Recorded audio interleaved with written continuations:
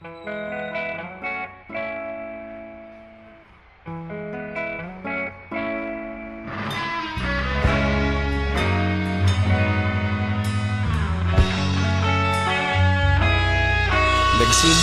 ang lahat sa eskwela, nagsama-samang 12 sa kalokohan at sa tuksuhan, hindi maawat sa isa't isa. Madalas ang standby sa cafeteria, isang barkada na kay saya. Laging may hawak-hawak na gitara, konting udyok lamang kakanta na. Kay simple lamang ng buhay nun, walang mabibigat na suliranin. Problema lamang laging kulang ang datong. Sana napunta ang panahon? Sana nga ba? Sana nga ba? Sana napunta ang panahon? Sana nga ba? Sana nga ba? Sana napunta ang panahon? Sa unang ligaw kayo'y magkasama, magkasabwat sa pambobola. Walang sikreto kayong tinatago, okay sarap ng samahang barkada.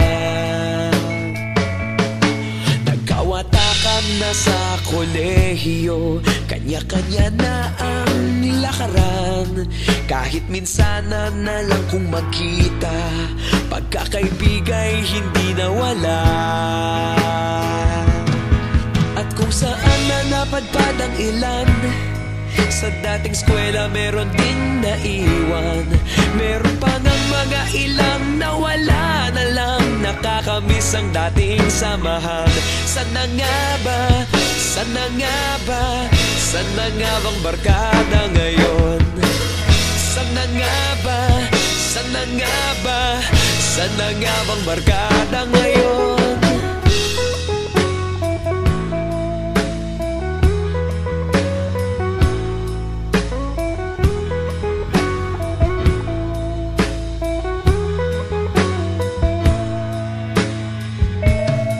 Ilang taon din ang nakalipas, wala pa sa aming tatay na nagsusumikap upang yumaman at guminhawang kinabukasan.